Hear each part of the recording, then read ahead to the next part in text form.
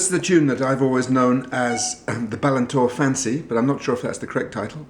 That comes from a Bothy Band record, the second record by the Bothy Band, Old Hag You've Killed Me, if I remember correctly.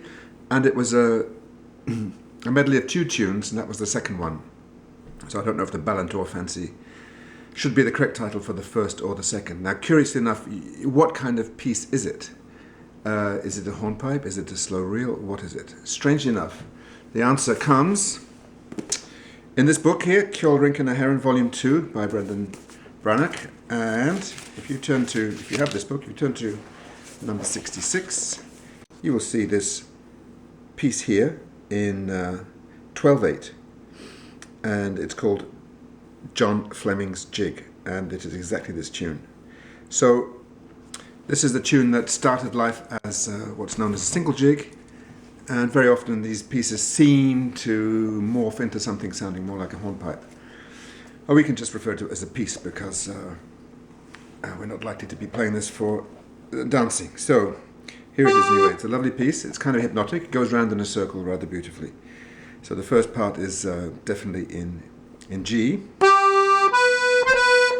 So here we go. I'm using the C natural to grace the B here.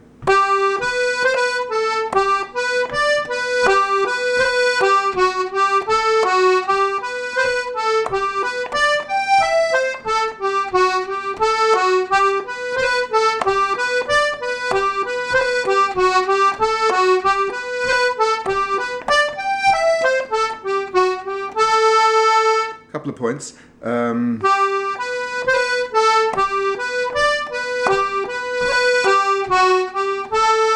I'm using the push F sharp here, assuming that I would play it with a D chord. You could, if you wanted more fluency and you weren't bothered about playing chords, you could use your outer row F sharp here.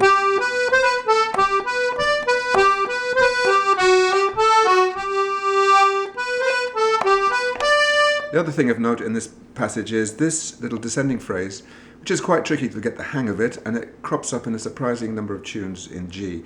And it's a descending phrase of G, E, C natural, A, and then usually F sharp afterwards. And the easiest way I find to do this is almost crossing over my fingers.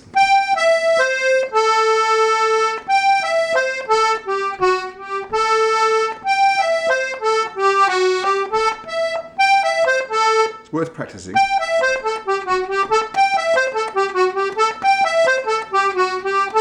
It does crop up a number of tunes.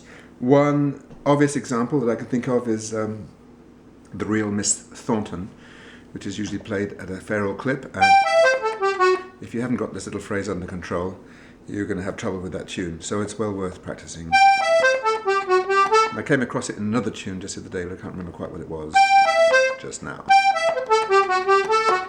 Cross over with your second finger. You could, if you really needed it, cross over with your third, but most of the time that's not necessary.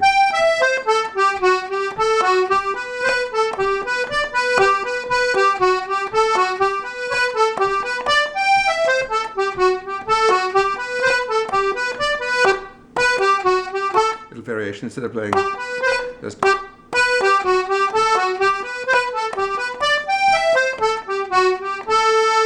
second part.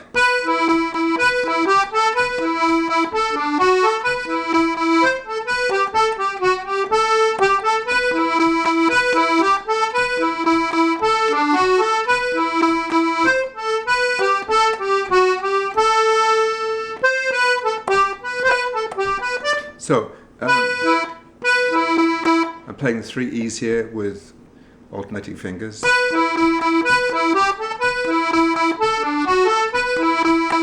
As you know, there are other strategies you can do. You could do it all with the same finger. If you find you can get the feel you want using the single finger, or you can even slide around with the articulation.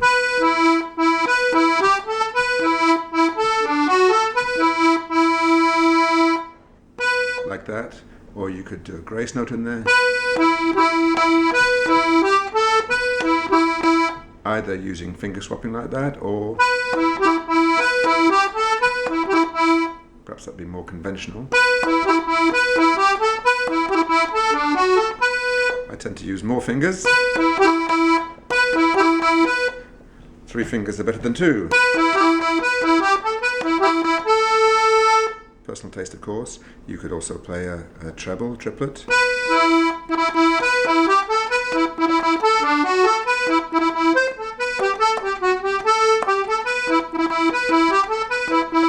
I like to play them fairly evenly so that they seem on beat, fit in with the rhythm anyway,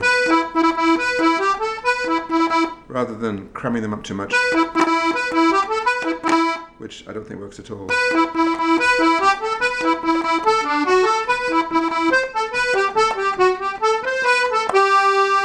So there it is, simple tune, the Ballintore Fancy or John Fleming's Jig, or whatever you please, sir.